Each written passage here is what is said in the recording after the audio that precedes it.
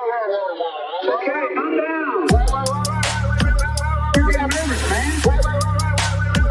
You got limits, man. Okay, calm down.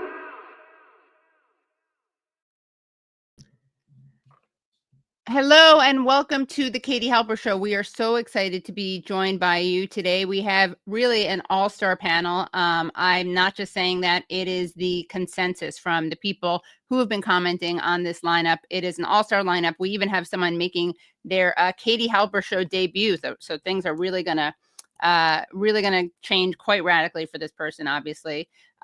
Before we start, I, of course, as always, want to encourage everyone to like the stream. You do that just by giving it a thumbs up. Also, please subscribe. We're almost at 300,000 subscribers, which is amazing. So we're almost there. So help us break that 300,000 number by hitting subscribe and then the bell. And that way you won't miss any great streams with the excellent guests like we are having on today. Also, if you can, please become Patreon supporters at patreon.com/The Katie Halper Show. Again, that's patreon.com/The Katie Halper Show. And you'll get bonus interviews and extended interviews.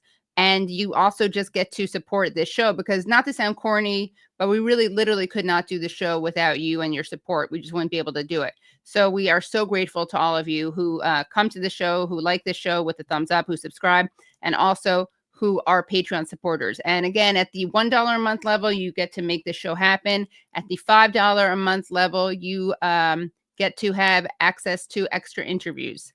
So I'm going to bring on our first guest. During the second half of the show, we're going to be joined by the brilliant Vijay Prashad. But we are also going to be joined, you are so in luck, because we have brilliant guests for the first half as well. And we're going to be joined by Mouin Rabbani, who is a researcher, analyst, and commentator specializing in Palestinian affairs. And we're also going to be joined by, making his Katie Halper Show debut, Trita Parsi, who is the executive vice president of the Quincy Institute. He is the award-winning author of Losing the Enemy, Obama, Iran, and the Triumph of Diplomacy, and Treacherous Alliance, The Secret Dealings of Israel, Iran, and the United States. So welcome, Mouin and Trita. Very good to be with you. Of course. I'm so happy to be joined by you guys. I want to start off by actually playing a video that you tweeted out, Trita.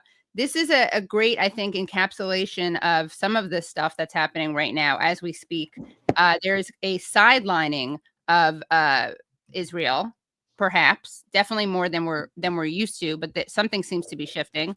And we have a great video that we're going to watch right now of an Israeli spokesman who can't really handle when that reality is presented to him. So let's take a look at this clip and then have you guys react to it. It does seem that there's a pattern developing. America has done this deal without Israel. They've done a deal with the Houthis, no Israel. They're talking to Iran, no Israel. Isn't this all humiliating for Benjamin Netanyahu? Yeah, that's, again, the story which Hamas wants you to share. But this war will end when the hostages come home and Hamas are gone. Simple as that. Not a minute before. I'm merely stating facts and asking you questions. You can't. No, they're not facts. They're opinions. They're opinions. We won't rest until they're your opinions, Mark. And Mark, you've been wrong about this war in every single moment. And we've had this discussion over the last 19 months. You've been wrong at every single point. You want to capitulate. You want Israel to capitulate to Hamas, and we won't. We won't do it because we're a democracy. I'm happy to be asked questions. I appreciate that. Completely appreciate that. Ask me a decent question, I'll answer it. Well, please do. Tell me where this is wrong. Did the Americans have any involvement in the release of this? The Israelis have any involvement in the release of this hostage? Have the Israelis had any involvement in the deal with the Houthis that the Americans have done? Are the Israelis talking to Iran at the moment? That's were my questions. Where am I wrong on that? Please tell me, because it'll be interesting to know. We are closer than ever with our American allies. What you're sharing is a view which Israel's enemies would like to share it to the outside world. It's not just wrong, it's morally backwards. Let's not confuse the arsonist with the firefighter. We're fighting to defeat Hamas in this war. Okay, so I mean, I don't even know where to start. he was presented with some facts that are inconvenient, so he's saying that they're Hamas talking points. I mean, Trita, you want to jump in because you tweeted this out, and then I'd love to get your response to this, Mouin, as well. I think what you're seeing here is the Israelis being in a state of shock, expecting that Trump would not only be a continuation of Biden that essentially lifted all restrictions on Israel and allowed Israel to do whatever it wanted, but actually would go further. And in some aspects, Trump proved to be that, in the sense that he accelerated a blueprint that already existed in terms of ethnic cleansing in Gaza and turning it into some sort of, or depopulating it and turning it into something else. Incidentally, the Biden administration did task the USAID to do a feasibility study already in November 2023 to see how it could remove all Palestinians from Gaza and put them in the Sinai. So much of what we have seen is actually a continuation of what already existed before.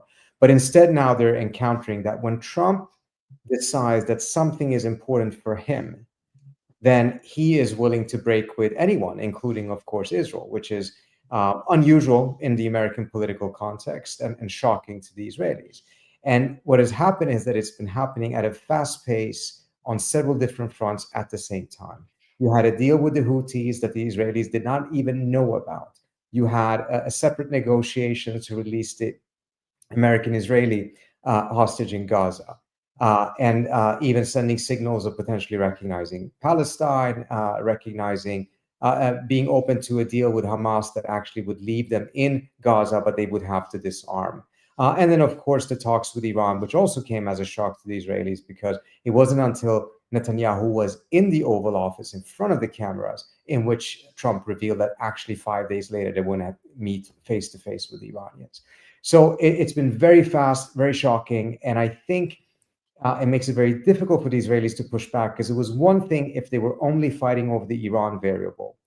But now Trump has turned the tables on them and is moving in different directions on all issues, including just taking a look at this trip. He's going to all of these countries. He's not mentioning Israel once. He's not stopping by Israel. And then on top of that, he's now also going to Turkey. And as you know, the Israelis have a big problem with Erdogan right now because of Syria. And then he's lifting sanctions on Syria, which the Israelis also were against. The only thing that could be worse now is if he adds a stop in Tehran. Then I think heads would explode in Israel. But short of that, this has been a massive humiliation for the Israelis. Yeah. Thank God for that. But I have to say it's somewhat entertaining to watch that last clip. So thank God for small favors like that.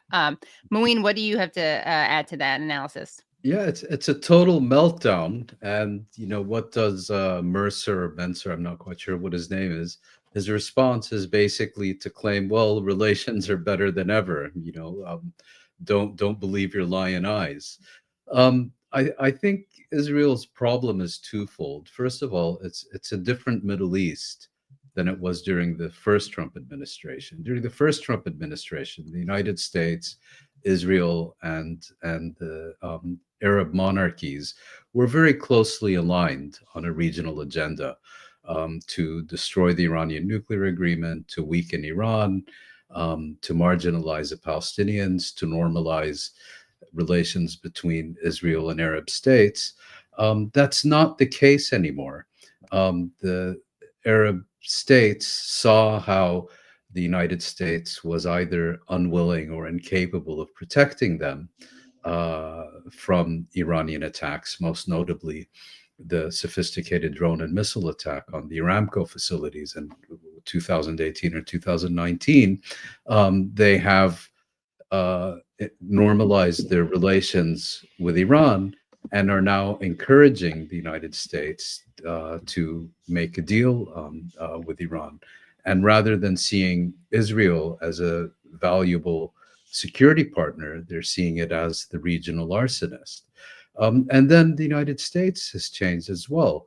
You know, when Israel is dealing with the Democratic Party, which more or less operates like a normal political party, well, then you can buy politicians, you can primary those who don't get with the program, and so on.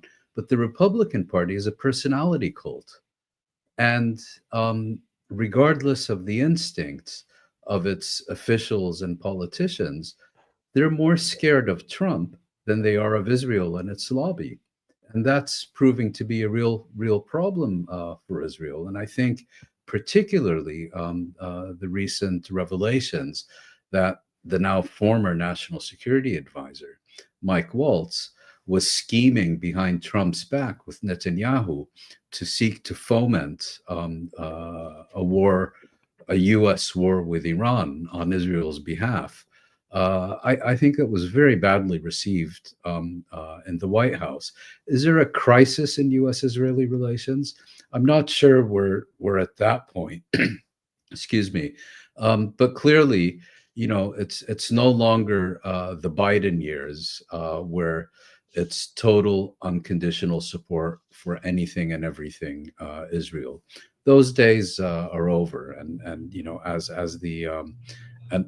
the interviewer said, the Washington is now cutting deals with Iran, with the Houthis, even with Hamas, either behind Israel's back or riding roughshod over Israel, or simply ignoring Israel's own priorities. And the idea now that you have, excuse me, an administration in Washington that not only prioritizes U.S. national security interests, but is happy to do so even at the expense of Israeli interests, has come as a real shock to the Israelis, and they can't adjust, and the response is just to have a total meltdown. Could I add one thing, Katie? I completely agree with definitely, Mouin on this issue, that there is that political element in the sense that I think Mouin put it very well. They're more afraid of challenging Trump than they're afraid of the various lobbies that are closely aligned with Israel. There is another factor, however, which is that you have a very different political evolution taking place on the American right, on the American MAGA right. Right. In which some of these old slogans have actually built out into more of an intellectual framework for how they view the world and foreign policy. And this is an element that is strictly against further military engagements around the world, who believes, rightly or wrongly, that a lot of these wars are wars as a result of either the foreign policy establishment loving war, or because of America's alliance system, in which various countries are pushing the United States into unnecessary and endless wars. And for a long time, a lot of the conservatives could hold that view while making an exception for Israel. But it's reached a point in which that cognitive dissonance no longer can function, because if you make an exception for Israel, you have negated the entire principle, because it is the country, at least at this moment, that is most active in trying to drag the United States into another war in the Middle East. And that has now changed the situation. So now you have the Tucker Carlsons, the Charlie Kirks, you have Marjorie Taylor Greene coming out and saying things that we're so against war. My constituents or the American heartland, they're not facing these problems. They're facing completely different problems. And even if it is Israel, we are against this. That is a new political reality. I think 10, 15 years ago, people would not have expected that some of the strongest anti-war elements, as well as willing to call out Israel elements in the US, would be found on the American right. And why is that? What is this? I mean, this America first, this, there's that term that gets thrown around a lot, isolationism, but let's use the term America first. What makes this possible now as opposed to 10 or 15 years ago, when that ideology was still out there, or was already out there, I should say? Well, I think one of the critical elements here is the fatigue that exists in the country as a whole, on the left and the right, against further military engagements and war. And I think it may be stronger on the right for a very simple reason. Where does the American military recruit its soldiers? Where do those soldiers come from that get killed, or the soldiers that come back to a country that is not necessarily ready to really reintegrate them in society in the manner that they should be? You have more of that on the right because they're from more poorer districts, etc. So you have a more natural, perhaps, tendency there to be really skeptical about the establishment, who lie them into all of these different wars, about all of these different entanglements. And then on the right, you ended up having someone who was willing to channel that sentiment in Trump. Whereas on the left, it did exist, but it was so dramatically and fiercely slammed down by the Democratic establishment. And I'm talking about how Bernie Sanders ran against Hillary Clinton in 2016. So that type of a channeling has not happened in the same way on the left, but it has ended up becoming the winning card on the right. Yeah. And, you know, it's I think worth noting that none of this means that Trump cares about Palestinians. It means that he's open to different political pressures. And something that I said, you know, before the election was that I could see things being just as bad under Trump. I could see things being worse under Trump. I could see things being maybe better under Trump. I'm just talking about with the Middle East.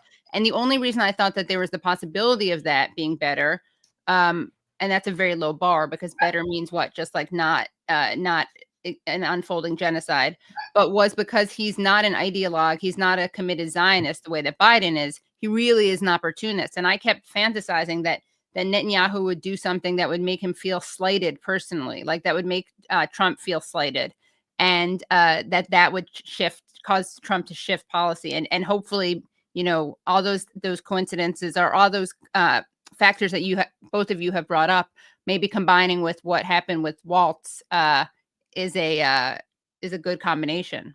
We can certainly hope. So I wanted to also ask you guys about if you could respond to the surprising, perhaps, shift that we're seeing vis-a-vis Ansar Allah, you know, who people call the Houthis. Let's take a look at clip A2, and here we have Trump talking about the Ansar Allah in an interesting way. I wanted to know what you guys had to say about this. Very good outcome with the Houthis, and we honor their word. I mean, they made a commitment, and we dealt with other countries that were close to them and their surrogates, and we honor all of their words. We'll see what happens, but I think, you know, I believe that hopefully that's over with, and they'll leave the ships alone, you know, just leave those ships alone. But so we do. We take their word for it. It was, you know, we hit them very hard. They had a great capacity to withstand punishment. They took tremendous punishment, and you know, you could say there's a lot of bravery there. That it was amazing what they took. But we honor their commitment and their word. They gave us their word that they wouldn't be shooting ships anymore, and we honor that. So what are your thoughts on this praise of the Houthis? Who's that question for? Either one. Sorry, either one of you.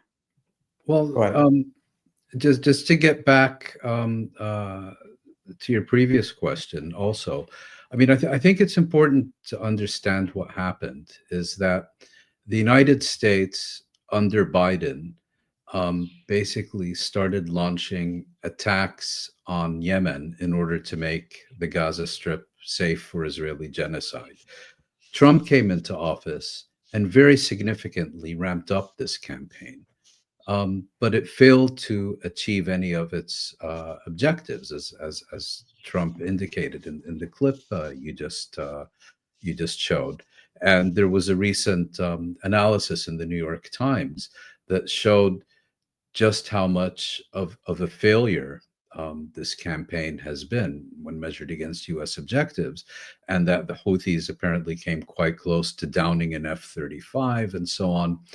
And Trump basically decided to call it quits. The military failed to achieve its objectives, and he decided to call it quits and reached to deal with Ansar Allah, with the Houthis. And here's the extraordinary part. It was a bilateral ceasefire. In other words, a commitment between the United States and Ansar Allah to stop attacking each other and leaving the Houthis completely free to continue firing missiles and drones at Israel until Israel ends its genocidal military campaign in the Gaza Strip. And this is a really extraordinary part because, it responds also to the point you raised before you showed this clip. And we've seen it also, in these other agreements that the Trump administration has been making in the Middle East. During Trump's first term, pandering to Israel was the opportunistic thing to do. It worked and it paid dividends. During the second Trump administration, it's turning out to be quite the opposite. Yes, you're right. Trump couldn't care a hoot for the Palestinians. The difference is he doesn't care for Israel either. He doesn't care for anybody. And he's prepared to go along with Israel's agenda if it serves him. And during the first term, that seemed to be the case. But now, not going along with Israel and even resisting some of its initiatives is being seen as the opportunistic thing to do that serves his interests best. Right. If I could add to that, Yep. I agree, and I would perhaps take it one step further. He's also not against Israel. This is not him actually trying to be anti-Israeli. That's He doesn't not care what one I way or think. the other. Exactly. He's indifferent. He'll go along with them if he feels that is in his interest. Right now, he's not in favor of some of the things that the Israelis want. That may also change if he concludes that is in his interest. So this is not, strongly standing on anti-war principles or anything like that. I think there are anti-war pressures that he's going to take very seriously because his base had really consolidated around some of those ideas. And in the case of the Houthis, I have to say, I think it was a huge mistake what Trump did in going in the first place. But given the outcome, and there's more details that probably will come out, and when he's saying, for instance, that they're really tough, the Pentagon threw all kinds of things to destroy some of the places where they held their missiles, for instance, but not the ones that would actually penetrate into those caves or whatever they are. But within 6 hours, the Houthis have dug it up, and they continue to fire back, and there were several very dangerous incidents. And unlike other presidents, instead of feeling like, well, I started this, even though it doesn't work, even though it doesn't have any prospects of success, it would be embarrassing for me to back off. Instead, he did.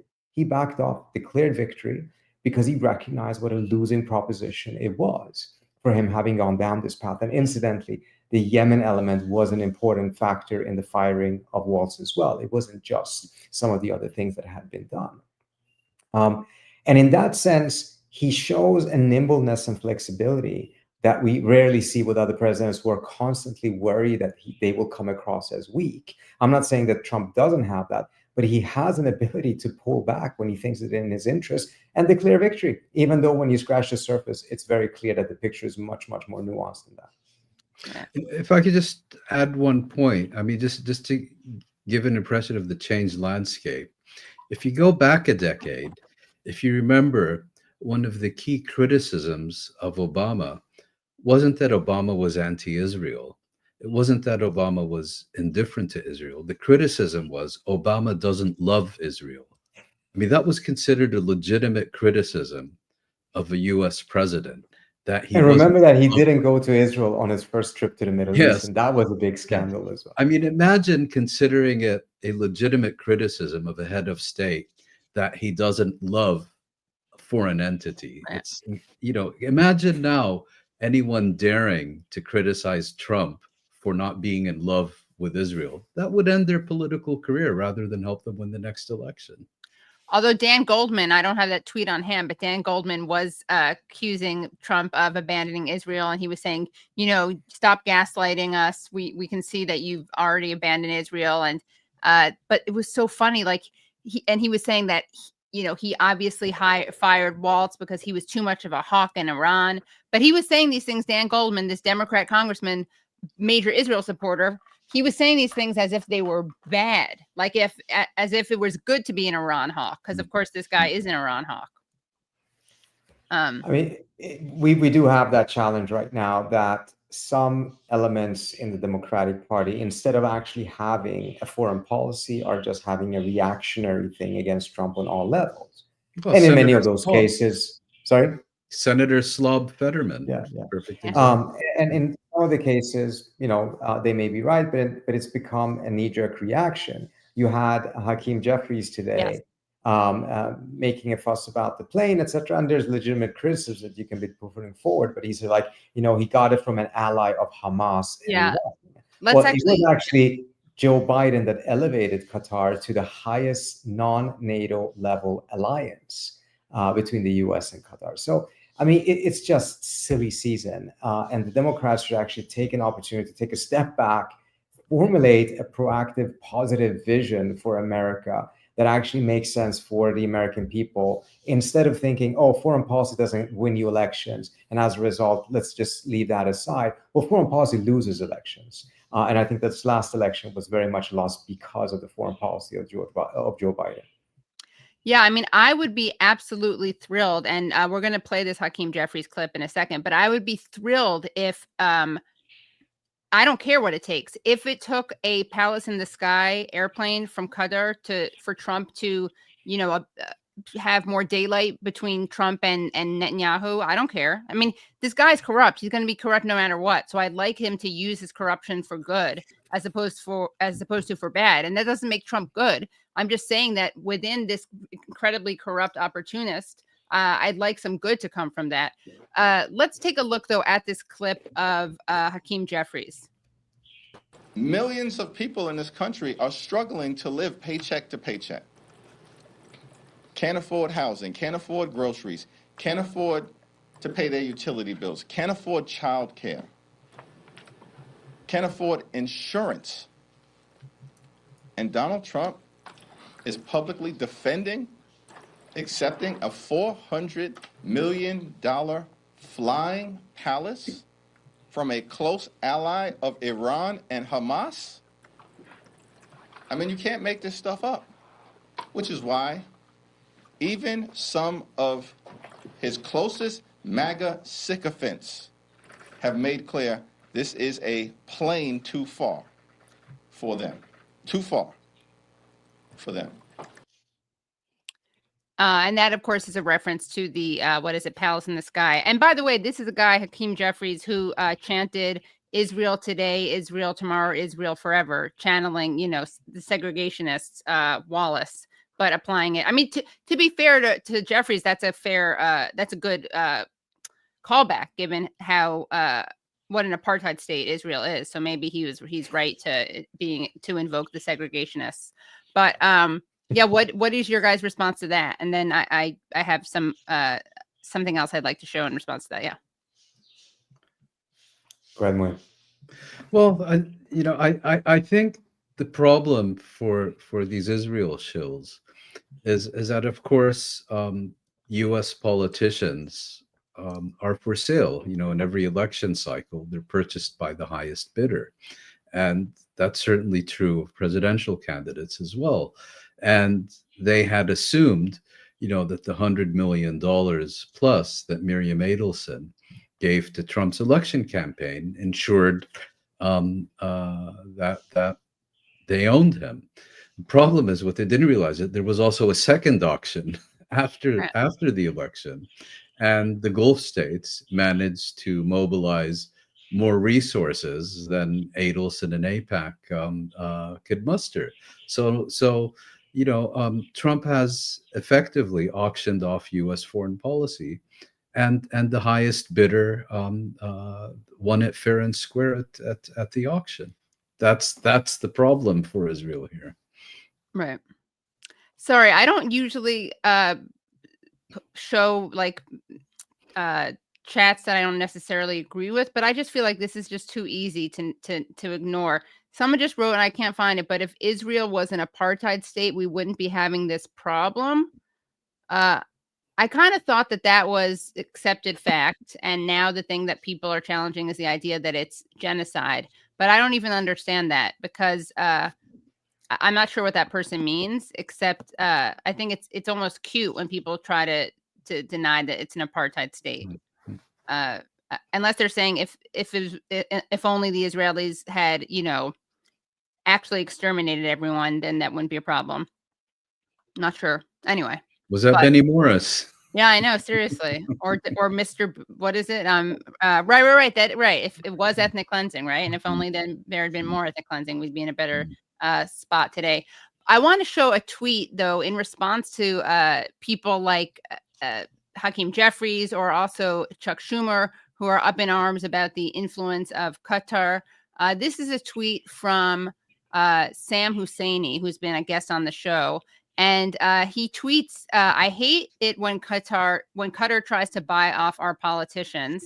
And then, of course, shows a huge kind of Jumbotron setup of an AIPAC conference where we see all these Israeli flags and American flags. But I mean, that's just why this is so hollow to hear these condemnations. Again, it's not that Trump isn't being like selling himself to the highest bidder, like you just said, Mouin, right? It's not that Trump isn't totally, narcissistic, but let's not pretend that the other people who are elected officials have any principles. They just kind of hide their opportunism more. And sometimes their opportunism is kind of checked into place by their ideology. And when your ideology is Zionism, that's not really any better. I mean, it's the proverbial drunken sailor slurring his way through a speech against alcohol abuse. Right. I mean, it's the hypocrisy is just overwhelming. All of a sudden, these people who have made a career out of promoting a foreign state's interests are all up in arms that a different foreign state is trying to purchase influence in the U.S. Right. But one thing I think we should recognize, though, is that whatever the Qataris are doing or not doing is in no way, shape, or form on par with decades of organizing and other things that have taken place on the pro-Israeli side of organizing in the U.S. But also, I think we should recognize, look, this campaign against Qatar, this latest round of it, really started after the Qataris were negotiating and calling out what the Israelis were doing in Gaza. And then it dramatically intensified when they saw that Trump was going to rely not just on Qatar and Gaza, but in many other places, including on Iran. We've seen massive attacks in the campaign from the Israeli side, starting off on one of the Israeli TV channels that is essentially a mouthpiece of Netanyahu against Witkoff as well. So, and then we saw the beginning of a campaign against Oman. I mean, this is a campaign against actors, states that are actually trying to see if there's a way to find a compromise, end these wars and these conflicts. And those who have a sense that that is a threat to their interests are launching these campaigns. So I would be very careful. I know no one here tried to necessarily make that equation saying that, Israel is on par with Qatar and when it comes to these things. But this is really not about them buying influence. This is about them actually trying to resolve some problems and mediate some conflict that the Israelis are very upset about. Yeah. Well, we actually have, Brad, is that tweet that I asked about ready? The Dan Goldman one? I just wanted to, since I mentioned that, I do want to show the Dan Goldman tweet. Let's see. Oops, sorry. Okay, the Trump administration. So this is hilarious. So this is a response to Ambassador. I can't believe I'm saying this out loud. Ambassador Mike Huckabee. So Mike Huckabee tweeted out, "It is reckless and irresponsible for the press to allege that POTUS and Israeli PM are not getting along. Bibi has spent more time with Donald Trump than I have in the past 3 months, and I'm his ambassador. The relationship between U.S. and Israel remains strong." And then Daniel Goldman, Democrat, tweets in response to that, "The Trump administration can try to gaslight us with hollow words, but actions speak louder. 1, fired Waltz partly because he was too hawkish on Iran. 2, entered into a deal with the Houthis that excludes Israel. 3, pursuing Saudi deal without Israeli normalization. Trump is abandoning Israel." I mean, don't get my hopes up. If only. Only, yeah, right. But I mean, it's really interesting. During the summer of 2015, when Obama was fighting for the JCPOA in Congress, you had a major shift in Congress amongst the Democrats. And when Netanyahu was so blatantly going up against an American president, attacking it, coordinating with the Republicans at the time to give that speech in Congress, it became really problematic for many of the Democrats to take such blatantly pro-Israel positions with no regard whatsoever for American interests. And now we're in this completely different space. And I think that this worries me, because I think in order to actually get a true correction to US policy in the Middle East, and we need to have a completely rebalancing with many states, including with Israel, it can't just be driven by one party. It needs to be anchored in both parties. And it's a problem if Trump going in this direction then elevates the voices in the Democratic Party who wants to go back to the type of a Biden complete deference to Israel, completely imbalanced relationship. Ultimately, that's going to serve the US very badly, and it's going to be very bad for the region as well. Right. Can you talk about shifting gears, but it's obviously related. Can you talk about the latest in Iran? And Trita, you actually have a piece that you just wrote for, well, I don't want to say where you wrote it for because I don't want people to hold it against you, my viewers, but you did write it for the American Conservative, and this is okay. It's a safe space. And I actually think it's important. I mean, I went on a show today of someone who I really, someone named Daniel Davis, who's a lieutenant colonel who was going to be named by Trump to some position. And then because he had said things that were critical of Israel, he got, thrown to the wayside. But I think it's, I was happy to go on his show, and I think it's fascinating. He's evangelical, he's born again. And we do not see eye to eye on many things, but we definitely do see eye to eye on like Palestinians being human beings. I mean, that's a terribly low bar, but again, it is politics makes for strange bedfellows. So can you tell us the main thesis of your piece that you just wrote? Sure. Let me also first start saying something about this. I think it's actually crucial to be able to talk to both sides, because there is such a tremendous agreement on a lot of foreign policy issues between the left and the right. It's just not within the center, within the foreign policy establishment. That's where the real disagreements are. And for the Quincy Institute, it's easy because we only deal with foreign policy, so we can compartmentalize domestic and foreign policy. I know for other individuals, obviously, it may be more challenging, but ultimately, if you want to get a change, you need to be able to talk to both sides and discover that there is actually a tremendous amount of commonality on both sides. So I publish in The Nation, I publish in the American Conservative, and I think, frankly, that's the way we need to operate in order to be able to bring about sustainable change. What I write about in the American Conservative today is that the last round of talks, I think there was some backstepping taking place. The zero enrichment fantasy resurfaced in a way that I think is very problematic, because this is an objective that George W. Bush and Dick Cheney and Pompeo and Nikki Haley and Bolton were pushing. And it's just a fantasy that is also very counterproductive. The more time we spend on trying to get the Iranians to completely capitulate, all we're actually doing is to give them more time to expand their program and delay the reasonable and realistic restrictions that a verification deal would impose on them. But in this specific scenario, it's even more problematic because you have a deadline of what is called snapback sanctions that expires later this fall. And the Europeans are very likely to trigger it and reimpose a bunch of UN sanctions on Iran if there isn't some sort of an agreement.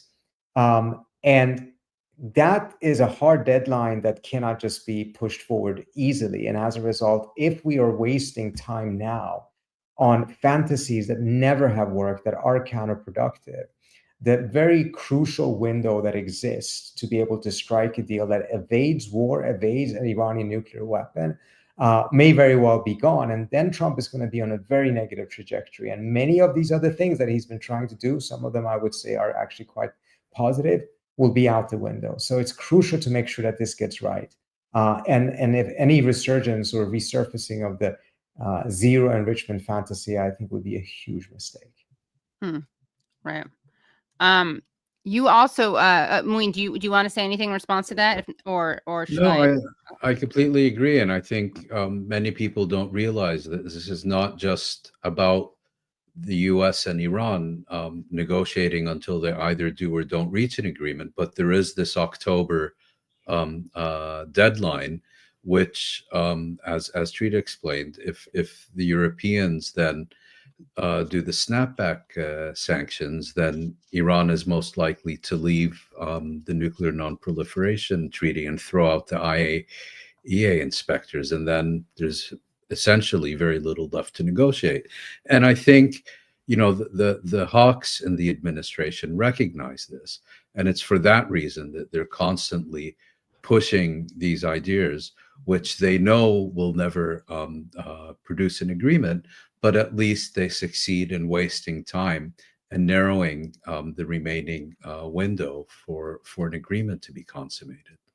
Right. We also have a, I think, relevant poll that you tweeted out, Trita, about U.S. American support for war with Iran versus diplomacy. So let's take a look at that. It's right here. So you tweeted this out. American policy aims to limit the likelihood of Iran developing nuclear weapons. Which path do you prefer the administration pursue to achieve that end? And what you have here is where is it? You had kind of a meta-analysis. Yeah, so 69% of all Americans favor diplomatic solution, and only 14, if I remember correctly, favor a military approach to this. Which, I mean, if you're sitting in Washington, these are shocking numbers, because the decibel of the voices arguing for military strikes or arguing for the pathways that will lead to military strikes are very, very strong. But when you look outside in the country, it has no base at all. I mean, FDD, Foundation for the Defense of Democracy, which is a bizarre name for that organization, seems to have no constituency in the United States at all, except for a handful of people in Washington, D.C. itself. Right. I also wanted to show a video of, I want to show a tweet that you, Trita, commented on. It's of the wonderful Emily Schrader, who is, I guess, an Israeli spokesperson. She's from the United States. She dates this sociopath. I can't remember his name. He's one of the guys who was in one of the Oxford debates. But because the irony is that they're both like shills for Israel, but I think because he's not Jewish, they can't get legally married in Israel, so they're just like boyfriend and girlfriend. But here's what she had to say about Steve Witkoff. She called Steve Witkoff, who is Trump's negotiator, Mullah's favorite negotiator, Steve Witkoff. Quote, "We're going to take them at their word. They don't want a nuclear weapon. I don't think the Islamic Republic, as she calls them, are going to be able to manipulate me." And then Emily goes, "I'm speechless at the never-ending naivete of Steve Witkoff. This man is dangerously ignorant when it comes to negotiating with terrorist dictatorships." So what are your guys' response to that? Well, actually, spoiler alert, Brad just gave it away by showing your tweet.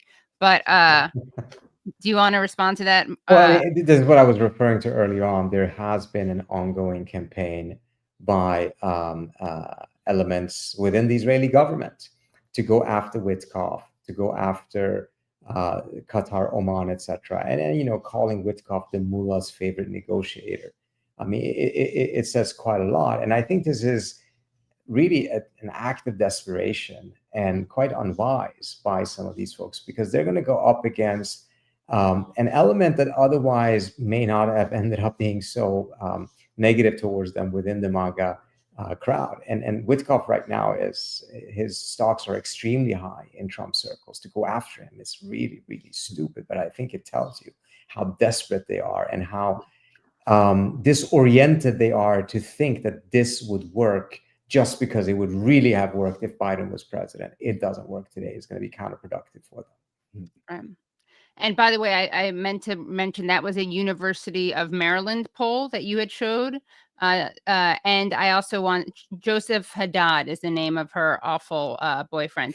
But something, another funny thing about the kind of attack on Witkoff, and then we're going to actually get into what Israel is doing to Palestinians. We don't have, because we haven't focused on that. We've been focusing more on kind of the diplomacy, but we should make sure that we acknowledge some of Israel's recent it's like you think it can't get any worse, and then somehow they manage to be even worse and worse. But I just want to show a video that an Israeli journalist, Mariav Zonzain, she tweeted this out, and it's Witkoff. It says Witkoff has been to Hostage Square in Tel Aviv 2 times. Netanyahu has never stepped foot there. Now, of course, this is also like gives us a chance to see a really cute dog. But I just think it's just ironic that these people, you know, their whole shtick, right, is that they care about Jewish lives, they care about Jews, they care about Israelis. Like, you know, I think it's been helpful in some ways just to see how. For some people, I mean, it doesn't matter how they treat Palestinians, unfortunately. But I think that something that is very kind of revealing is that they don't even care about Jews, Israeli Jews, American Jews. You know, they have a political project, and they're not going to let the lives of hostages get in the way of that project. Buyer's remorse. I mean, Israel and its lobby did everything within their power to help ensure that Trump won the election and that Kamala Harris lost it. And, you know, now he's in office and he's doing things that neither Biden nor Harris would have considered in a million years. And as we discussed earlier, they're having a complete meltdown and desperately lashing out in increasingly hysterical terms against people like Steve Witkoff, who, as Trita noted, is very close to Trump. He's not just a political ally. Right. He's a very close personal ally. And, you know, when you start attacking him in the way that Israel's flunkies have been, you know, and you get these kind of programmed concertos by the Hasbara Symphony Orchestra, where it's very obvious, you know, that this is being done in a coordinated way, the White House is going to notice. And for a president as thin-skinned as Trump is, and who's, you know, so particularly attuned to personal slights and insults, it's an open question about how well it's going to end for them. And also, you know, with Witkoff, I mean, given kind of the redefinition of Jew hatred, Witkoff and the U.S. hostage envoy, Adam Buehler, have kind of been elevated to the rank of chief anti-Semites. It's right. Just too much for words. Right. Right. Yeah, it is really stunning. I'm going to do 2 really quick kind of lighthearted things. And then we're going to get, sadly, we're going to then turn to things that we have to cover because the rest of the media, so much of the media doesn't. But I wanted to do, I was actually inspired by you, Mouin. You made fun of Eyal Yakoby. You called him, I think you said he was lobotomized. No, Eyalobotomy. Eyalobotomy, right. Eyalobotomy, right. Do we really have to waste time on this? Well, just one thing. It's not, I just want to show one thing. So let's take, I often struggle to figure out if someone is dumb or disingenuous. So I thought we could start a dumb or disingenuous of the week. So let's see. I tweeted it out. Your dumb or disingenuous of the week, Eyal Yakoby. Is he a liar, an idiot, or 50-50? Vote below.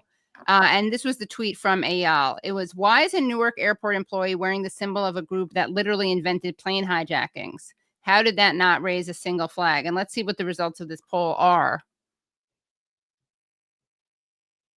The suspense. 1 second. Brad is getting the results.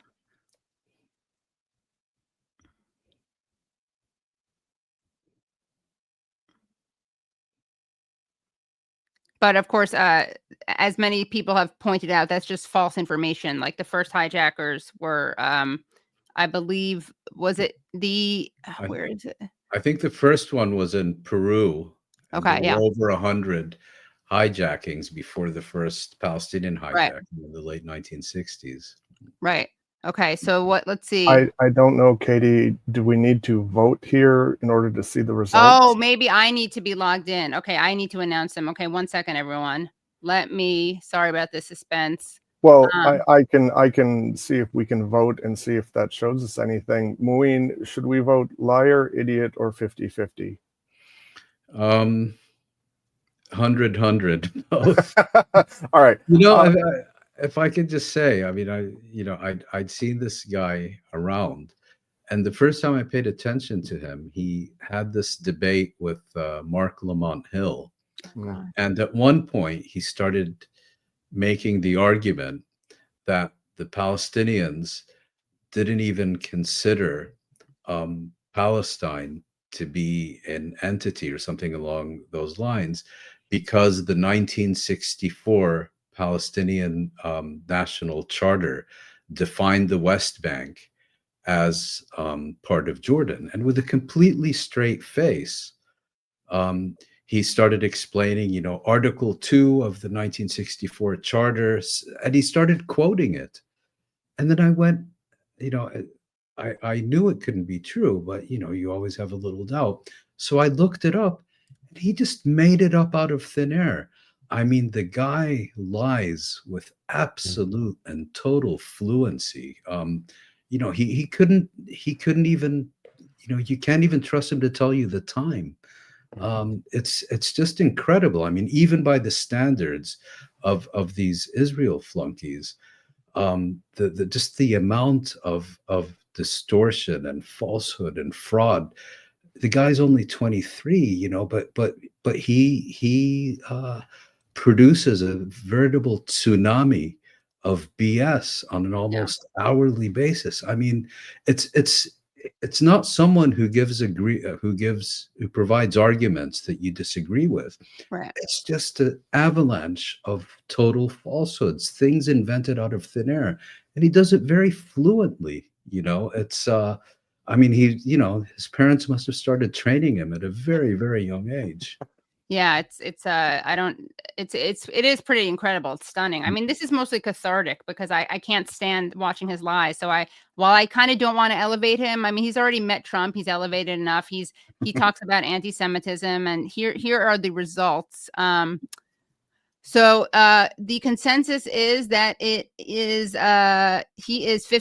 60.9% think he's half liar, half idiot, followed by people think he's a liar, and then the other ones think he's an idiot. So that's been our first poll. Katie, I'm so sorry. I have to drop off. Right? Okay. You promised that this would be a life-changing experience. It was. You were absolutely right. So great. It was a great pleasure to be with both of you. I look forward to doing it. Likewise, Trita. Yeah. Thank you so much. Have a good evening. You too. Mouin, do you have like 5 more minutes? Of course. Yeah. Okay, great. How about actually, Vijay, do you want to come and hop on with Mouin? Should we do that? So let's do that, because I want to show both of you. This will be okay. Hi, Mouin. Hi, Vijay. Welcome. Hello. Hi. Because we're running behind, but I just realized that you actually would be perfect person to join and also contribute to this conversation. So people know and love Vijay. He is a journalist. He is an historian. He is the author of several books, including books with the inimitable Noam Chomsky. He also is the editor of Leftward Books. Is that the Leftward Books, right? And that's right.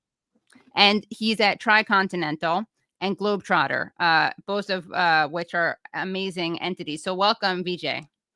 Nice to see you both. Yeah. Yes. Thanks for coming. You're both in the big bad up there.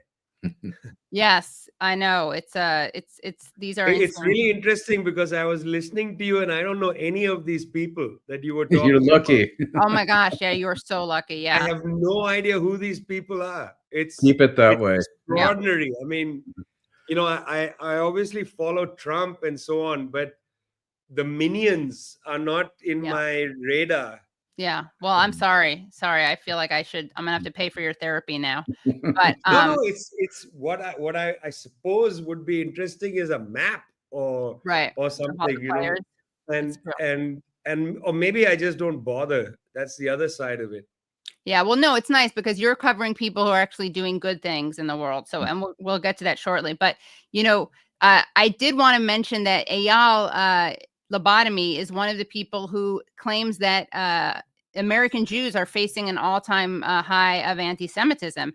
And so people may have also seen that the Free Press, which Vijay, you may be blessed not knowing about them. That's Bari Weiss's outlet. So it's a fake anti-cancel culture, anti-woke culture outlet that actually, as people know, Bari Weiss leads the charges to have people canceled all the time. She tried to get Professor Joseph Massad fired of Columbia. The free speech absolutist who's Exactly. absolutely against free speech. Right. I guess she's consistent in that way. Yeah. There is some absolute there.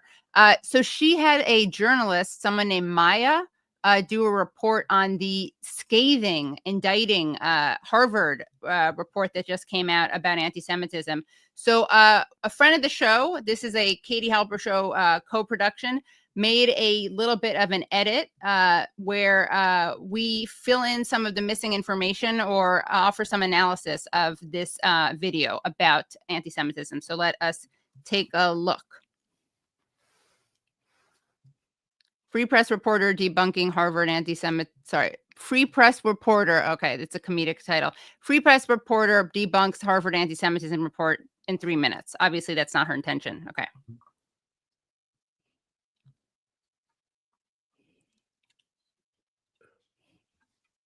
I'm Maya. I'm a reporter for the Free Press, and I just went through Harvard's anti-Semitism report, and here are some of the most disturbing things that I found. Nearly 60% of Jewish students at Harvard said they'd experienced discrimination, stereotyping, or negative bias on campus due to their views on current events. Being judged for your views on current events isn't anti-Semitism. Jewish students also said that they concealed their identity from classmates. No one made them do that. And have been ghosted by longtime friends for expressing sympathy for Israel or for simply appearing on an Instagram post with someone who did. In other words, their longtime friends had no problem at all with them being Jewish and only ghosted them when they turned out to be Zionists. That's not anti-Semitism. Obviously. At Harvard Medical School's Admitted Students Day, one student was told by another that Zionists are not welcome at Harvard Medical School. Zionism isn't Judaism, it's racism. It is not anti-Semitic to call someone out for being a racist. It is anti-Semitic to equate Zionism with Judaism, like Maya is doing here. At Harvard Divinity School, an Israeli doctoral student said that the professor began a class about the Israeli-Palestinian conflict by telling students that the discourse is saturated with the Israeli narrative. It is. The Palestinian narrative gets almost no play in American media. Of the 3 MSNBC hosts who expressed sympathy for Palestinians, 1 has been fired and 2 had their shows canceled. Wow. And that she had decided to, with a heavy heart, remove Israeli sources from the syllabus. Good. During listening sessions with the Anti-Semitism Task Force, Jewish students spoke about Harvard-run privilege trainings, where they were told that they were deemed to be privileged not only by dint of being identified as white, but also because of their Jewishness, which allegedly endowed them with an even higher level of privilege. On average, Jewish Americans have the highest percentage Students of reported that when they... Sorry, that was too quick. Households earning $100,000 or more. Students reported that when they voiced concerns about bias, they were asked, who is more marginalized, Jews or Palestinians? Palestinians. In response to a friend who knew people who were killed at the Nova Music Festival, one student reported a close friend said, I mean, I guess that sucks, but what did they expect? It was an insensitive comment, but the question of why anyone would go to a music festival so close to occupied land is not unreasonable, nor is it anti-Semitic. Another person asked, do you believe in decolonization in theory or in practice? What does that have to do with Judaism? Good question. An Israeli graduate student reported that one of his friends was told that it would hurt his career to associate with a Zionist and to be publicly associated with one. That is not even a little bit true. No one's career has been hurt by associating with Zionists. There are, however, countless examples of people's careers and even lives being destroyed for standing in opposition to Zionism. These are just some of the findings of the report based on 50 listening sessions with a total of about 500 students, faculty, and staff, as well as over 2,000 respondents to an online survey, including 477 students who identified themselves as Jewish. In summary, she read the entire report on anti-Semitism at Harvard and couldn't find one example. You can read my full report at thefp.com. You can. But it's just more of this bullshit. Yeah. So that's the report on the report. But I I mean, I was actually surprised that they couldn't dig up more lies or more inflammatory examples of randos saying something, which is what they often do to pretend that there's a systemic problem. But that's really scraping the bottom of the barrel. I didn't hear anything anti-Semitic there. It's DEI on steroids. Right. Yeah, that is true. Yeah. But, you know, it's so disgusting. But I bring it up because I think it's so important to remind people what we're not talking about when we talk about this. So just to summarize some of the recent things that have happened, I mean, it's so disturbing, but, you know, people get, I think, used to the images of genocide, desensitized, let's say. But I think it's really important to remind people or update people because it's so never ending and nonstop. So last night, the Gazan photojournalist Hassan Eslaith, who provided widely circulated photographs of the October 7th attack, was killed by Israel while recuperating in Nasser Hospital from burns he sustained in a previous attack. Okay, he was killed along with one other person, and that makes Elsa the 178th journalist killed during since the genocide began. Israel also bombed the European hospital in Khan Yunis today multiple times, killing at least 28 people. Over the weekend, this is, I mean, unbelievable. Over the weekend, an Israeli gunboat murdered the 12-year-old Mohammed al-Bardawi on Rafah Beach. He was one of the eyewitnesses to the massacre of the 15 rescue workers, paramedics who were executed by Israel.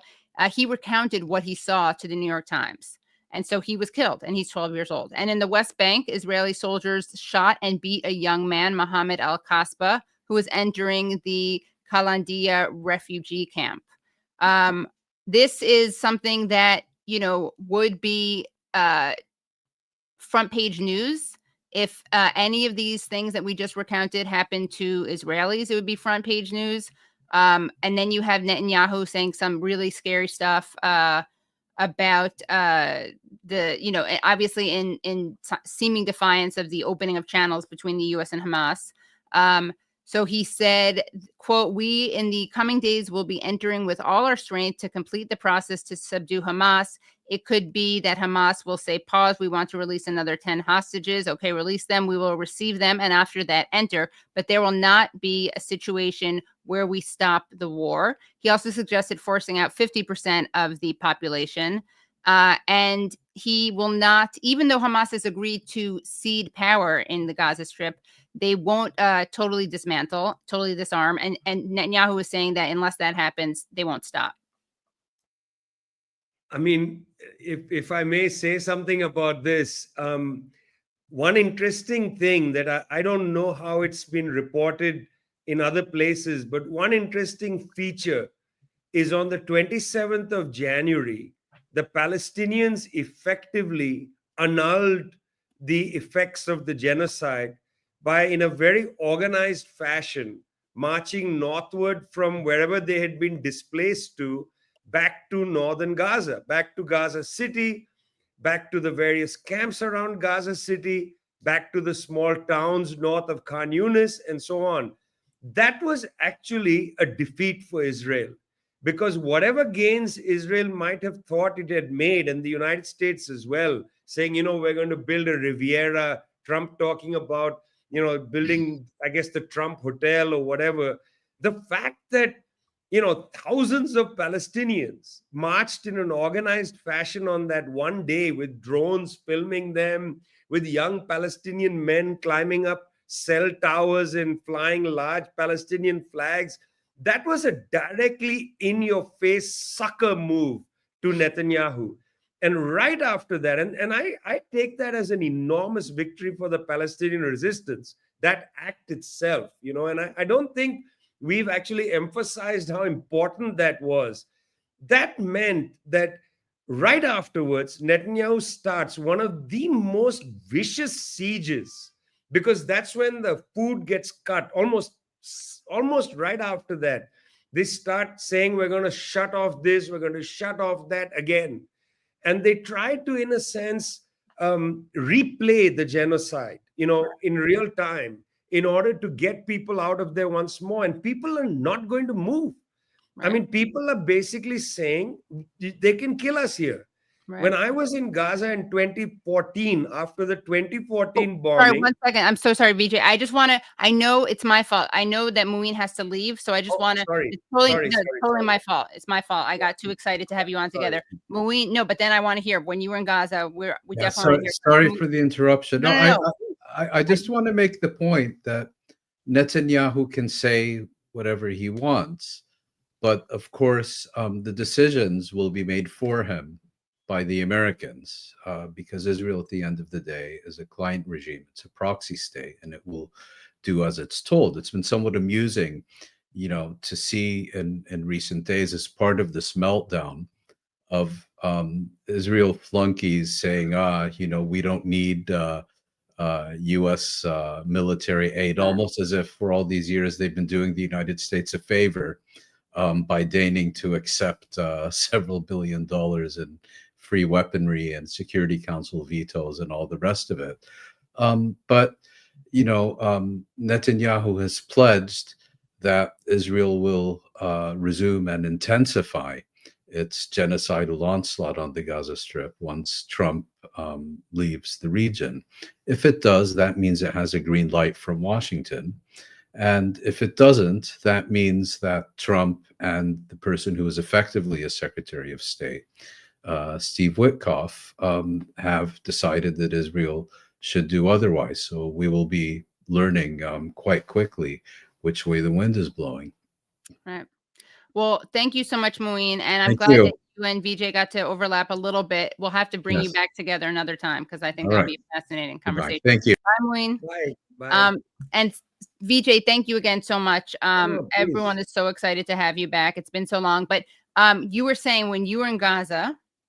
Yeah, in 2014, I mean, what people said at that time, and by the way, honestly, I thought what I had seen there was the worst possible situation. And I've been to Iraqi cities that have been effectively leveled.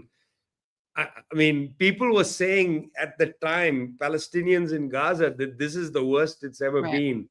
And then, of course, this happens. But I mean, I know the people who live in those communities, they recognize two things, which I think are important. One, look, they are not silly. They know that Gaza itself, they may have been born and brought up in Gaza, but they know that their villages and towns are now in 1948 Israel. Most Palestinians who were born and brought up in Gaza don't have ancestral ties to Gaza. They come from 48 Israel. They came to Gaza as Nakba refugees and Naksa refugees and so on, 48, 67, whatever. There are some, obviously, Palestinians, Gaza city is a very old city. But by and large, most people come from elsewhere. So they know that they are not going to be able to return if they leave Gaza. If they go to Egypt, the return is not going to be allowed. So they don't want to leave. That's why they marched back to, whatever they had to find to live in northern Gaza, in the midst of rotting bodies under rubble and so on. It's horrendous. One is they know that if they leave, they will never be allowed to come back. The other is that this is a stubbornness of people. People are stubborn. I mean, I have some friends who have left Gaza, out of fear for their families and whatnot. But there are also people who are just stubborn.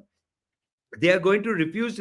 In Arabic, the word they use is smooth, steadfastness. But in fact, the real word isn't steadfastness, it's stubbornness. People just won't leave. I have some friends who are still there. They just will not leave. And that stubbornness comes from this certainty that if they leave, they will never be able to return to Gaza. And if they leave Gaza, there is no hope for them to return back to 48 Israel. I mean, most of the people I've met in that region have an idea that at some point, Israel is going to decide to say, okay, you can come back and live next to us. You may not live in the home you had in 1948, but you can live somewhere in that area. That is what people imagine, In fact, I would say I have yet to meet a Palestinian who lives in the West Bank, Gaza, and in Jerusalem, who says all the Israelis should be kicked out and we should go back and get the land. In fact, that is not how most people think. Most people think we would just like to go and live there. We're not going to get into the details. We would like to live there. So I just want to say that I think what happened on January 27th is extremely significant, and it shows that the Palestinian resistance is alive and well. And this is not a story just of victims. The Palestinians are not victims.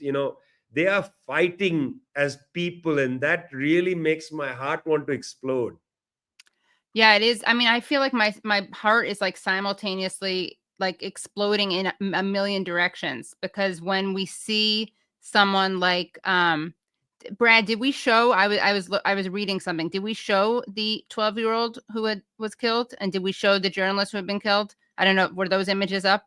When you see this journalist who here's the 12-year-old. Here's the journalist who was killed, and again, he was killed while recovering from another attack. And you see these disgusting journalists, Israeli journalists, who are who are saying that he's Hamas, he's embedded, he's not a journalist, he's Hamas. Meanwhile, you have literal Israeli journalists who are embedded in the IDF, which commits more terrorism than anyone else could even dream of committing. I mean, even if they had all day, they wouldn't be able to commit the amount of terrorism and collective punishment. So like the absolute nerve of these Israeli journalists who are accusing someone else of being a terrorist, not being a real journalist. It is just so shameful. And we know that they target journalists. It's disgusting because they're truth tellers. And then to see this child who's, I think I read reports that he's 12. We know that he's young, and you can see he's young. So this is Mohammed al-Bardawi, a young witness to the March 23rd attack on medics in Gaza, who was killed on Saturday when an Israeli gunboat fired on Rafah Beach. His father, Saeed, asked our colleague Bilal Abu Yazan today for a photo of his son when he interviewed them together for our report.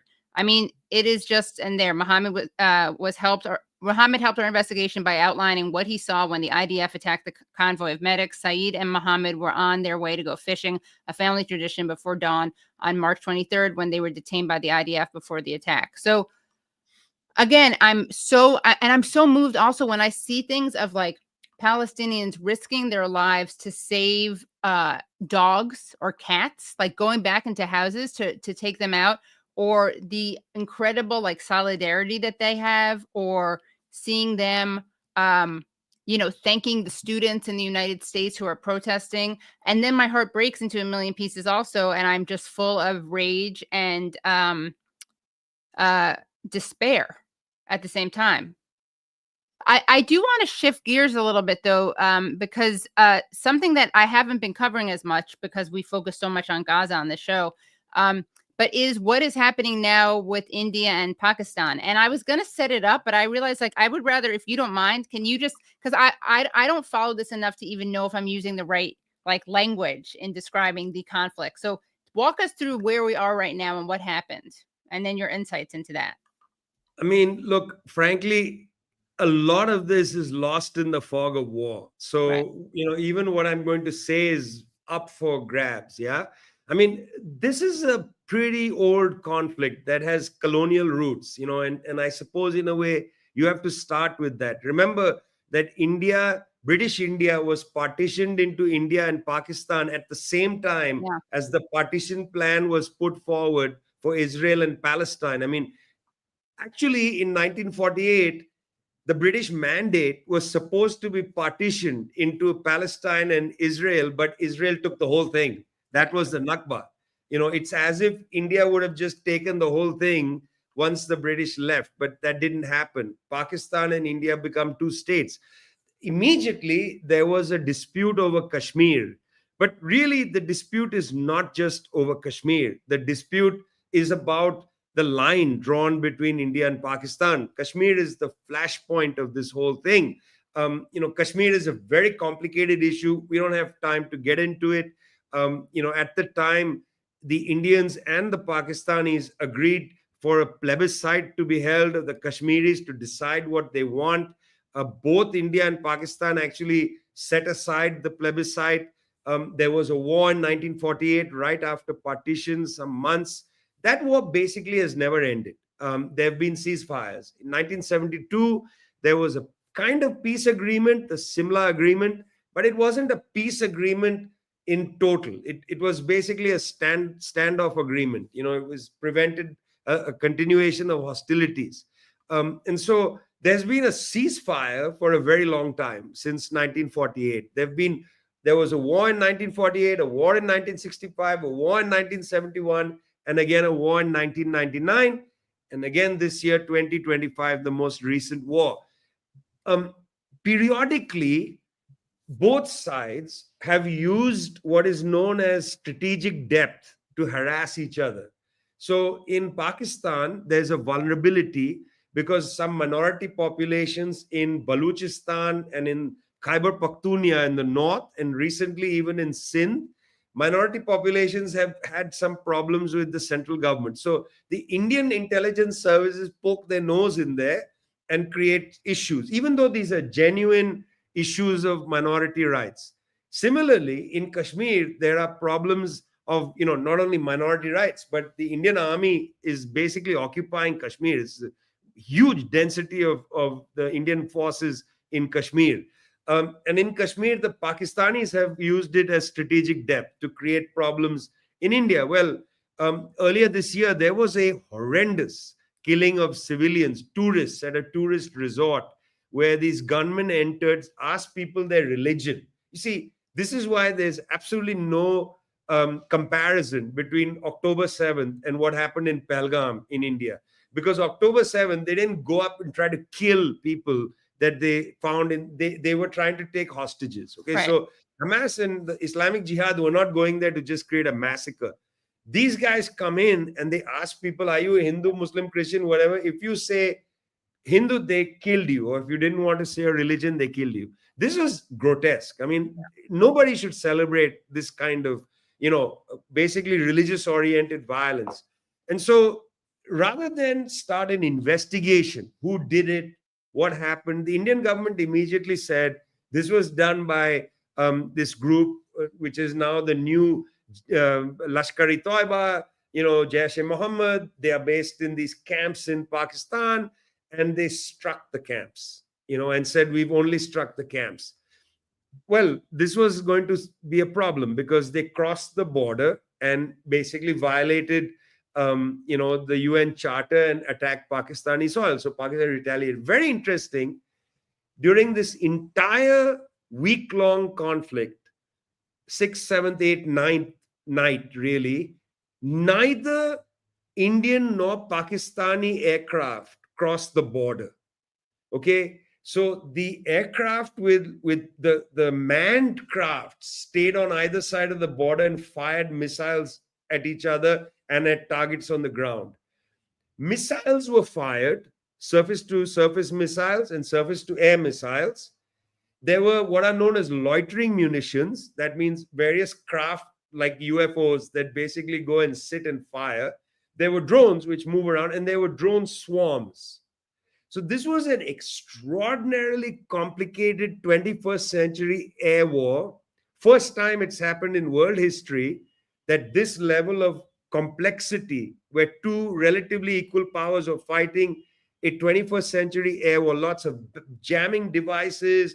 They were using Turkish, Israeli, Chinese, Indian, and Pakistani technology, very sophisticated display of technology and so on. The biggest gainers in this whole thing were the arms dealers who got to see how their products were working, the various countries that sold these products. In some ways, the Indian and Pakistani government, because they could turn back to their population and say, we defended you, or we, took revenge. But guess who didn't benefit at all? The people of Kashmir. If this was about Kashmir, Kashmir was irrelevant. Kashmir was just irrelevant to this. There will be no justice for the victims in Pahalgam who died. I mean, we don't know who conducted this massacre. Nobody has any clue. Yeah, nobody has a clue why the guards in the facility disappeared. There's been really no investigation. Yeah, the victims of the massacre, 26 of them, no justice for them. Kashmiris still stuck in limbo. So that's really what happened. This was the very best display of the most sophisticated air war technology that we've seen, because against the Palestinians, you don't need the most sophisticated. The Palestinians don't have an air force. They don't have really good surface-to-air missiles. Yeah, the United States, in all the wars it's fought, no need for it. In Sudan, the war is not being fought in the air; it's being fought on the ground. Yeah, in Myanmar, the war is being fought on the ground. This is the first highly sophisticated air war. And so all the arms dealers and governments are going to study this for years to come. It's very sad, Katie. It's very, and there was no question of any nuclear trigger. It's almost like both sides agreed, let's test out our equipment. Yeah, and you know, it's really it's so disturbing. And you actually, I heard, I think it was on the People's Dispatch podcast, that you made this interesting point, which is that a lot of people have been comparing Modi to Israel, to Netanyahu, or Modi's tactics to Netanyahu's. And you were saying that actually it's more similar to the American war on terror. Can you elaborate on that? Well, look, Modi is doing lots of things. Yeah. And, you know, this is not I mean, we have a very long history, Mr. Modi and I, that go back decades. In fact, I was one of the people who ran the campaign that got him his visa denied for 10 years into the United States. Right. So, you know, we go back a very long time, and we know each other in different ways through a grand uncle of mine and so on. We have lots of problems, you know. Again, I don't misunderstand anything I'm going to say. Okay, you know, got it. Yeah. I have, you know, you're not a Modi apologist. I'm not going to get into too many details, but this is not standing up for him. On the other hand, he has actually not been conducting a genocide in Kashmir.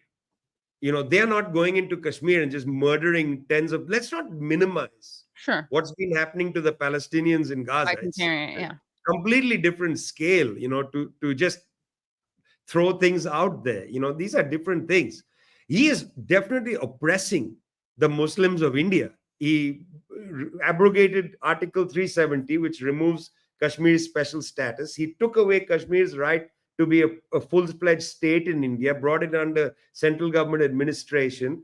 He tried to pass a law called the Citizenship Amendment Act, which would have basically treated Muslims outside India who seek refugee status in India as second-class citizens and so on. So lots of things he's doing to oppress Muslims, but it's not genocidal. And to compare him to Netanyahu, I think, is a misleading thing. I mean, you may want to compare him to Erdogan, you know, Recep Tayyip Erdogan. I think it's a fair comparison, Mr. Erdogan's position. But on the other hand, Mr. Erdogan is actually not exactly conducting the same kind of oppression of the Kurds as Mr. Modi is doing, because in fact, Erdogan merely inherited an institutional oppression of the Kurds, which has been there since the 1920s. You know, the violation on speaking Kurdish is not something that Erdogan plays. That's there since Ataturk. So Erdogan is just part of a heritage, you know. So he's not specially oppressing the Kurds. In fact, under his watch, the PKK, the Kurdish People's Party, has just disbanded the military wing, you know, and so on. Right. So yeah, I heard. Yeah, I don't think even that's a totally accurate comparison, but there are some accuracies there, much more than with Mr. Netanyahu. And it's also important to say that, yes, it's true, India used Israeli weaponry in this war. And it's true that Indian private companies have continued to sell weaponry to Israel during the genocide. But I have to say, and I'm not defending India again, I don't want this to be misunderstood, just for the sake of facts. Mr. Modi, during this entire genocide, was compelled in a way by India being part of the BRICS not to come out and say, we stand with Israel. Modi didn't fly into Tel Aviv and like Biden and all the Europeans and say, I stand with you, because he is compelled in a way by the BRICS, because that would be very hard for India to remain in the BRICS. And also, Modi's foreign ministry, at least the permanent staff there, still has another generation to go of people who are not fully pro-Israel. There's still a generation left, you know, kind of inherited generation. after this generation retires, you're going to have some problems from the Indian foreign ministry. Yes. But hopefully by then the political situation in India might shift. I don't know. I'm not holding my breath. But I want to say that I seek truth from facts, not truth from my prejudices. I very much dislike the Hindu right. I very much dislike Mr. Modi and his government. I've not only been on the record on this, but I've worked against them and so on. So it's not coming, but I still seek truth from facts, not seeking truth from my prejudices. Right. Yeah. And what else do you think? I mean, are there any media kind of biases that we should look out for on this issue of what's happening with Pakistan and India? Because obviously, you know, we talk so much about Israel and Palestine, and so we're very aware of those, and I focus on those a lot. But what about in this area? It's a little more difficult to look. I mean, the one funny part I would say is the role of Mr. Trump in being the mediator of the whole thing. I mean, that was really funny because, you know, we all know that neither India nor Pakistan are going to directly say to each other, let's cool it. They always seek a third party to come in and do this work for them. Now, what's actually a miscalculation for India was that India has always resisted Pakistan's call for a third party mediation in Kashmir. India has always said that, no, it's a bilateral issue. In fact, India has said it's not an issue, that the whole of Kashmir is part of India, including Pakistan occupied Kashmir and so on. So the fact that both India and Pakistan seem to have reached out to the Americans to basically give face-saving space for this escalation to end has actually worked badly for India because, in a way, Trump exceeded his mandate. He was just supposed to say, we have organized the de-escalation. Then in typical Trump fashion, he said, and we are going to deal with the problem of Kashmir. Right. And this is a little bit of a problem now for India.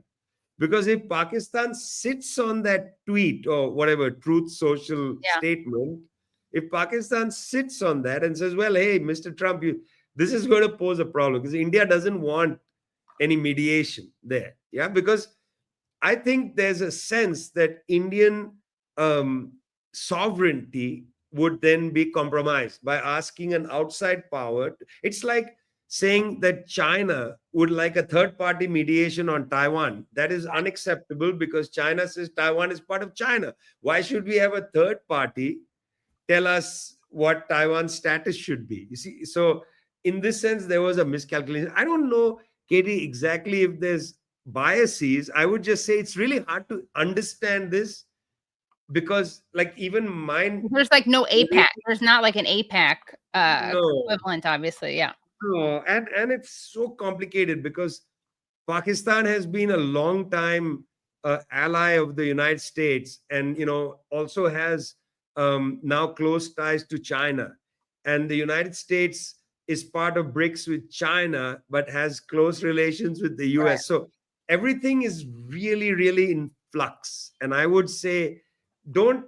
This is why sometimes social media is annoying because people want to fix a narrative on something. Sometimes history moves really fast. And I think that's why I say seek truth from facts, not from your prejudices. Even on the question of Palestine and Israel, I always like to know what are the details of everything. I like to know what the details are rather than just speak truth from prejudice because, that sometimes can blind you. Yeah.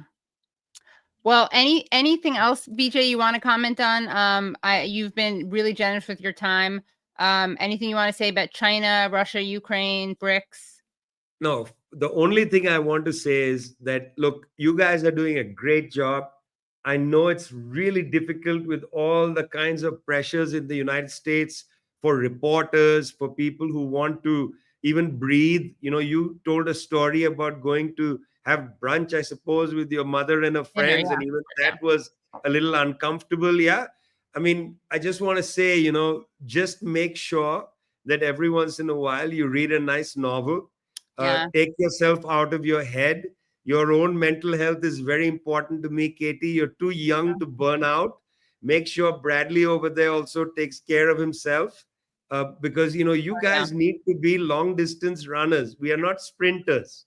We don't have to fight every fight for everybody. Yeah, we are here for the long term. I'm 58 years old. I want to be here for at least 20 more years, having a kind of conversation like this. Not interested in burning out, and I don't want you to burn out either. Okay? We won't. And one thing, let me show you one thing that's giving me some relief. Hold on one second. Hold on.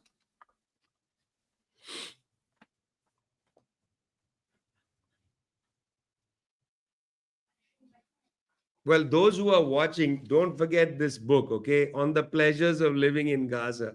Please don't forget it. Yes, I will make sure we put a link to that in the description. I'm looking forward to reading that. And I just want to say one more thing. Oh my God. That's Bucky. The end of that. What's the name of the doggy? Bucky, Bucky. Oh my God. Is Bucky named after Buck Rogers? He's named after Bucky Pizzarelli, a jazz guitarist who my grandparents loved and who his band played at my parents' wedding. He's a rescue. Oh, I didn't know that. Oh, yeah. I didn't tell you that, Brad? Yeah. No. He's a rescue and he loves Brad. Yeah. No, I don't think Brad was saying, I didn't know that about the rescue. I think he was saying that about. Oh, no, I know. Yeah. Pizzarelli played at your. Because that is a really beautiful gesture. You must love your parents a lot. Yeah. And you probably love your grandparents a lot. Yeah. And I wanted to name him after, we were actually thinking of naming him Noam for Chomsky, but then we wanted something with a vowel at the end. And so my grandparents, both my grandfathers were Al. And Al is kind of cute for a dog, but we went with Bucky. It just hit me one day. And of course, he it's better. Right. So it's better that you named the dog after the jazz musician who played at your parents' wedding than after your grandfather's. Yeah. I love dogs. Right. I have a fabulous dog called Tara and one called Brisner. Fabulous dogs. Nice. I wouldn't feel comfortable saying, hey, I see. Right.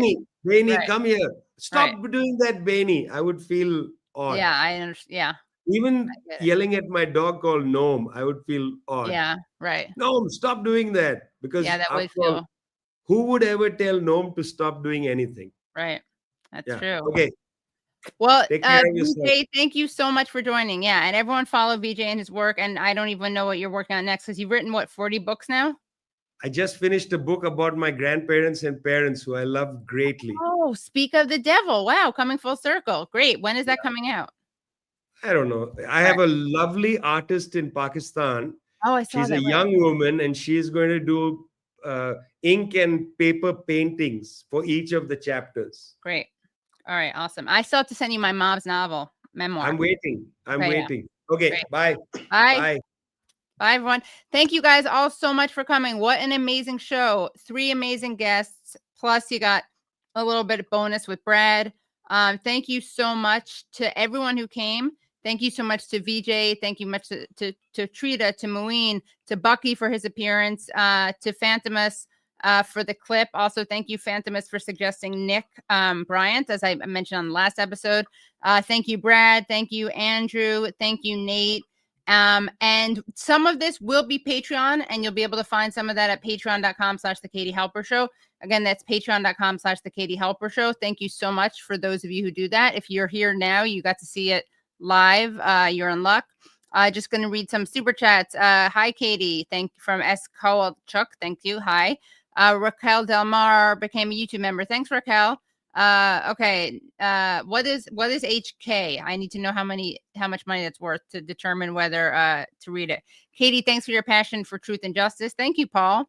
Go Ansar Allah, fight the power. Love you, Katie. Great work. Keep on trucking. Thank you. New weapons deal with Saudis. Would U.S. drop Israel? We'll talk about that next time. Suzanne, thank you so much. Amazing show, amazing guest. Thanks to your esteemed guests and for all that you do, Katie. Can't wait to see your documentary. Gift Ross Laughin gifted 5 memberships. Thank you. Brian Frederick, another great show, Katie. Thank you. Piano Man, super sticker. Thank you, Piano Man. $9.99 from C. On to not. Oh, so cool. I got to see Bucky play with Stephen Grappelli at the Blue Note. Oh, that's really cool. Awesome. Well, thank you guys so much. Again, give this a like if you haven't already. Please subscribe. We're almost at 300,000 subs. And become Patreon supporters at patreon.com/The Katie Halper Show. Again, that's patreon.com/The Katie Halper Show. See you all next week. Bye, everyone. Okay, I'm down. You got rivers, man. You got rivers, man. Okay,